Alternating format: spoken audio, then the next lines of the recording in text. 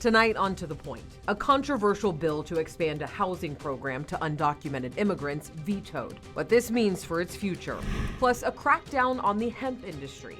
We don't want to kill the hemp industry. We want the hemp industry to be regulated. The new regulations businesses could soon have to follow. A heat advisory comes to an end, but we could still see a warm weekend ahead where daytime highs will peak.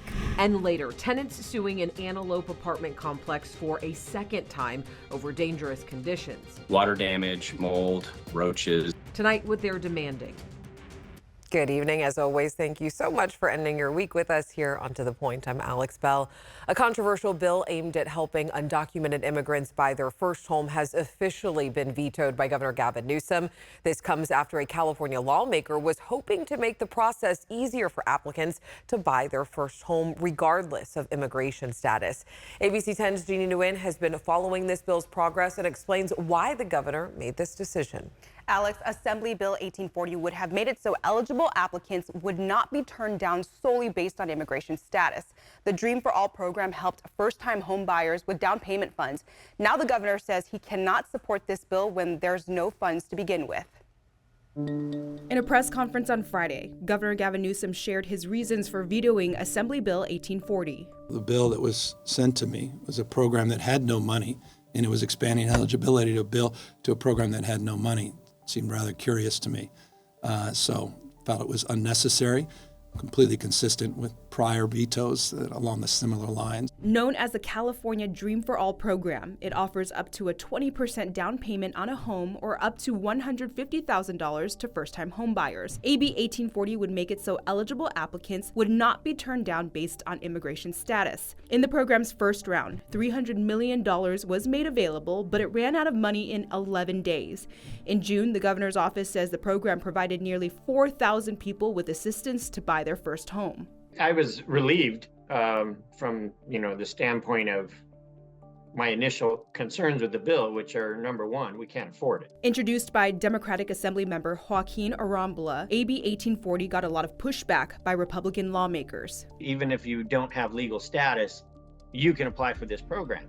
And people, I think, in general, are not in favor of expanding it to those great lengths. Last week, Senator Scott Wiener expressed his support for the bill. Many of them have been living here for years or decades. They're raising families here. They've started businesses here. They're working, paying taxes. They're contributing to the community, and we shouldn't demonize them. In a statement, Assemblymember Arambula tells ABC 10, quote, "I'm deeply disappointed that Governor Newsom today vetoed Assembly Bill 1840. Arambula adds, the veto doesn't change the fact that many people, including undocumented immigrants, dream of owning a home so that generational wealth can be passed to their children.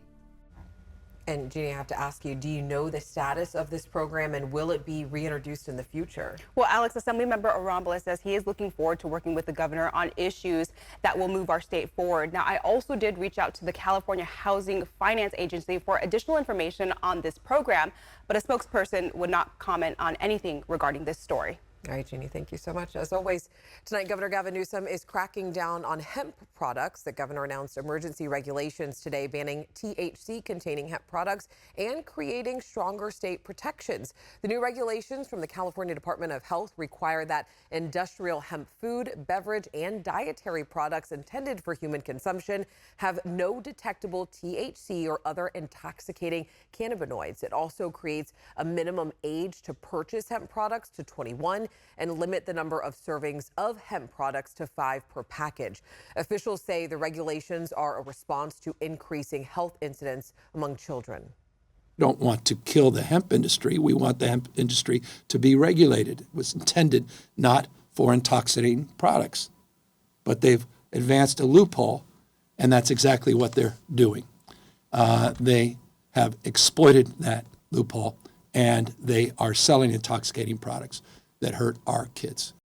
These regulations will take effect immediately upon approval by the Office of Administrative Law. Sellers will then be required to implement purchase restrictions and remove consumable hemp products containing any levels of detectable THC from shelves. Developing tonight in Sacramento, crews are investigating after a man's body was recovered from the American River. This is video of the scene near Howe Avenue. Sacramento Fire tells us the body was spotted by a fisherman just before 3 this afternoon. Crews describe him as between 40 to 50 years old, and right now it's unclear what led up to the incident. New tonight, a Sacramento woman who has been missing for more than 12 days has been located by search crews.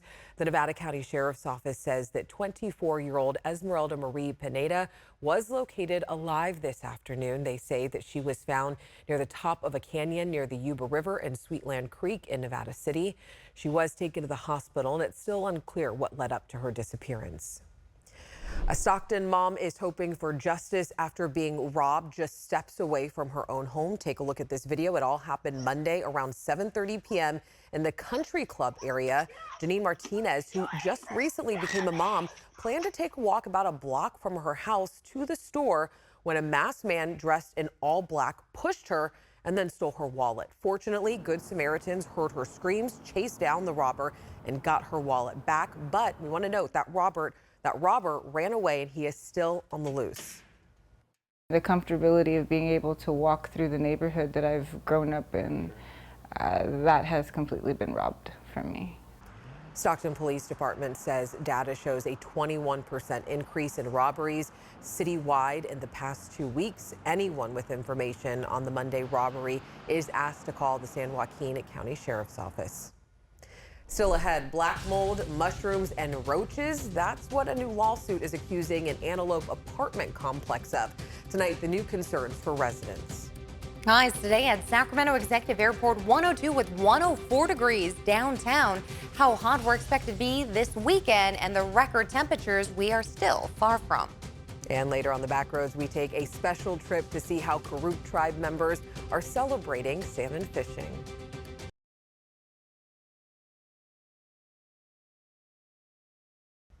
All right, let's get over to meteorologist Carly Gomez with a look at our weather. You are tracking some impact alert days. Yeah, today is the last weather impact alert day, but don't be fooled by tomorrow. We're still looking at hot temperatures in the upper 90s to triple digits out there. 102 in Sacramento. Just take a look at that. 104 in Marysville with 107 in Oroville. What we're looking at for Stockton, Modesto is 105 and 104. But downtown Sacramento did reach 104 degrees today with mid to upper 90s in the foothills. Let's check in. This is always interesting to do.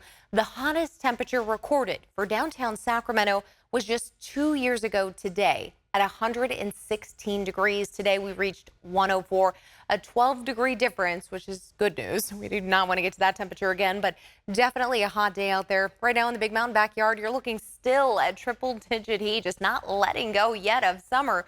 102 Stockton, Modesto with 102 in Marysville. It's 82 degrees right now in Tahoe. And our heat advisory, that is going to last until 8 p.m. Unfortunately, even after 8 p.m., we don't just cool down. We're still going to be looking at a lot of heat near triple digits, mid to upper 90s after 8 p.m. And we'll still be looking at temperatures in the 80s and 90s even as we get closer to even 11 p.m. Now, looking here at the high pressure system in place, that is shifting east. Now, we are going to see this trough here beginning to make its way closer to us as we begin to move into next week. And that's going to cool us down just a bit in the upper 80s, low 90s. We have been tracking a few showers and thunderstorms pushing over the Sierra Crest. Luckily, we haven't seen any reports of fire outbreaks, but the winds are expected to pick up for your Saturday afternoon. That is not good news when it comes to that potential for fire outbreaks. If you have camping plans, make sure you are taking care of your campsite, watching out even for your neighbors. We will expect to see wind gusts anywhere from 30 to even 40 miles per hour. Now, our Futurecast 500 millibar chart showing that trough dipping into California, bringing winds in from the north on our Wednesday. That could even lead us to potential for shower chances, but definitely looking at winds picking up that day as well. Over the next 3 days, mid-90s, then do expect to see the drop in temperature. Upper 80s to low 90s continue all the way through next weekend. Alex. Next, on to the point, an Antelope housing complex sued for a second time over toxic mold. The new concerns for tenants moving in. Plus, what could happen to the Marysville Hotel? What a panel is considering right now.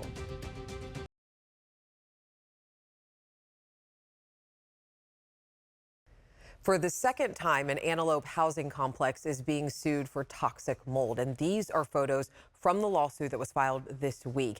And now there are new allegations of concealment and fraud as new tenants move in unaware of the issues. Tonight, ABC 10's Devin Truby hears firsthand from those residents. I was feeling nauseated. Thinking because it was my last trimester, I wasn't really understanding why I was feeling sick towards the end of my pregnancy when everything was going pretty good until I seen the black mold in my master bathroom. Jazzy Williams, her husband, child, and newborn lived in the arbors at Antelope for a year with black mold. Working from home, Jazzy was inhaling it 24/7. Thousands of dollars to move in, and then to be told that there's nothing that they could do. They're just going to put up a plastic tarp, and leave my family inside of this while we're missing a wall, and it's wintertime. The complex asked for them to move out this July for repairs. The cost of moving twice in 1 year was too much for the Williams. They could no longer afford California. They live in Arizona now. Nikki Chamara has a similar story. Her Arbors apartment flooded during a storm in 2023. The master bedroom got super wet on the ground. So water was seeping in through the outside, and that's when I discovered there was just mold all over the walls. My children's rooms had the mold in there, and then my kids kept getting sick. I had to go multiple times to the ER. These are just two of about 150 people John Miller is representing. He sued the Arbors and won tenants a settlement in 2023. Now he has another lawsuit against them. Besides the mold, he's also suing for fraud and concealment. In other words, people are still moving into the complex without being told about the pre-existing conditions that exist there, such as the water damage and the mold and the mice and the rats and the cockroaches. So in our opinion, that constitutes fraud. In California, there are several laws regarding mold, including a landlord must disclose it, respond and fix it when residents report it, and pay remediation costs. Reporting in Antelope, Devin Truby, ABC 10. We reached out to the owner of the complex, but we have not heard back yet. Another complex at 6058 Riverside in South Sacramento is also being sued for mold. The future of Hotel Marysville is still undecided. A fire destroyed the 100-year-old 5-story building back in June, forcing Highway 70 to close over the fears the building might collapse. Since then, there's been disagreements over what to do with the remains. During a public hearing today, both the city and hotel presented their arguments. Witnesses were also called to the stand to testify and give information to the hotel's condition. A panel will ultimately decide what's expected from the city and/or the hotel owner. City officials say it's unclear when that decision will be made. Former President Donald Trump back in court today, his legal team appealing the decision to award E. Jean Carroll millions of dollars in his sexual assault and defamation case. It comes as a judge has delayed his sentencing in another case. ABC's Perry Russum has the latest tonight. Former President Trump in court appealing the $5 million decision for sexually abusing and defaming columnist E. Jean Carroll.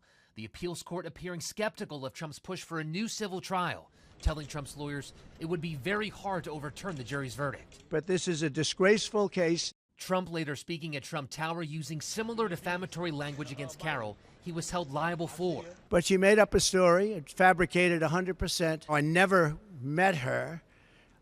I never touched her. It's a made-up, fabricated story by somebody, I think, initially just looking to promote a book. Carroll's attorney listening in, telling ABC News all options are on the table.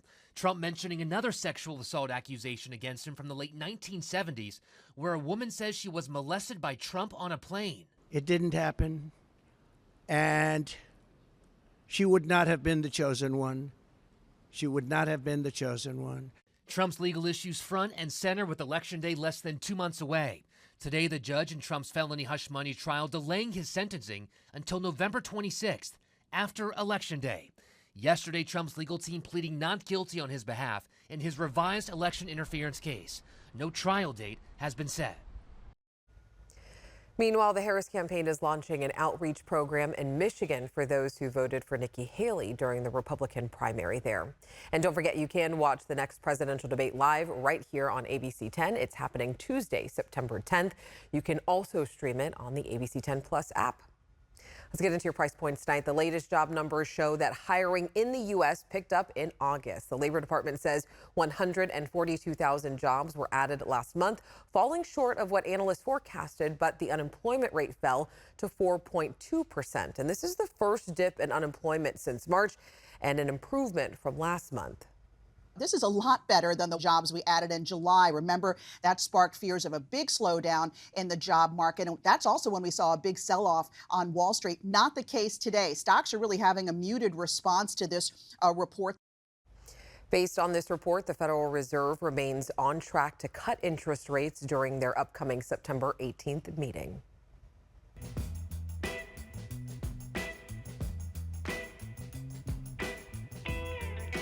You never know what you'll see on the back roads. Tonight, John Bartel takes us along a very special ceremonial fishing trip.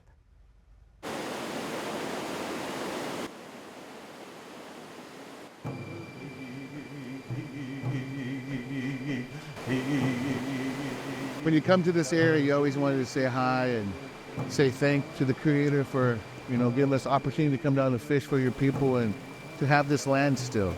Just before summer's end, the Karuk people make a pilgrimage to the center of the world by following the fish-filled waters of the Klamath River. Creator has made it to where these fish show up at this time to feed the people up here doing ceremony. It's like a perfect balance. You kind of corral the fish, spook them in the net, and you got to turn it over. And when you turn it over, it locks them in the net. It's here at Ishi Fishy Falls near the town of Samsbar where the Creator slows the fall run of salmon just long enough to celebrate the World Renewal Ceremony. And everybody that is involved with the ceremonies of fish, we find our identity again. We find our spirituality. We find ourselves. In the Karuk language, Karuk means upriver or upstream people. And for generations, they've been risking their lives, jumping on rocks and balancing on wood planks to fish some of the most turbulent waters on the Klamath River. Today, the Karuk are one of the last tribes in California to actively fish with traditional dip net poles. By way of ceremonies and creation stories. So that's what kind of keeps us here, and these poles right here have not changed. Ronald Reed Sr. has fished more World Renewal ceremonies than he can remember. But this one, he won't forget. Coinciding with the World Renewal ceremony is dam removal on the Klamath River. Undam the Klamath! Bring the salmon home! For the first time in 100 years, salmon can freely swim up the Klamath River. On August 28, 2024, construction crews broke through the fourth and final dam that blocked more than 400 miles of native fish habitat. I fought so hard, fought so long. I feel so accomplished. Let the river flow. Fish need water. Ronald was among the many indigenous people who spent the past 20 years fighting to remove the 4 dams that cause sickness, algae blooms, and fish kills down the river. One of the big things that we're looking for right now is a rejuvenation, a revitalization of our culture, our people, and our society. The Karuk are salmon people who fish the way of their elders, but now preserve the future of salmon through science. For, I would say over 20 years, we've been doing scale sampling for aging fish, and we've been doing genetic sampling, and we're also doing disease studies. The Karuk tribe has their own fisheries department that collects scientific data on the health of salmon, and although the dams on the Klamath River were just removed, Kenneth says he's already seeing a change. It's we have way less algae, way cooler water. Yes, we do have some sediment in the water because of dam removal, but the fish seem healthy and they're silver, and this river is probably the best quality I've ever seen it. Salmon fishing with the Karuk tribe along the Klamath. I'm John Bartel. Hope to see you on the back roads. Now it's your turn. If you have something that you think would be a great road trip destination, make sure you let John know all about it. Text your idea to 916-321-3310 and stay with us. We're back after this break.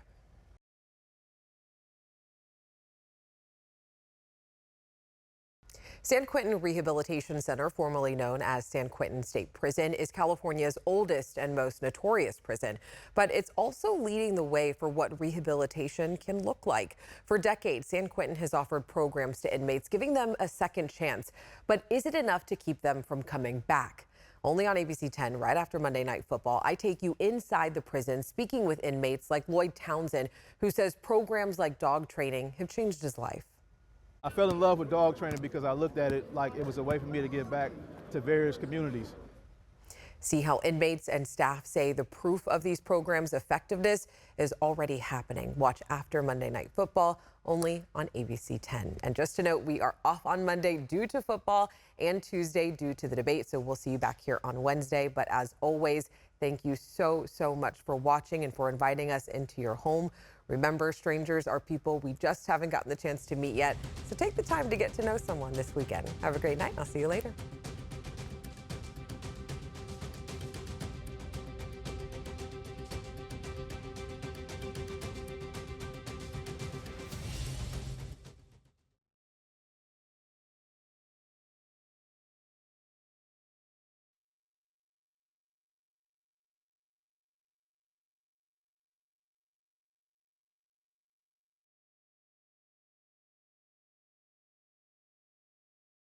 Hey, it's Alex. I just wanted to say thank you so much for watching. The To The Point team and I love hearing from you, and I hope that you'll stay in touch. And don't forget, you can always email me and the team at tothepoint@abc10.com, or you can even send us a text message at 916-321-3310.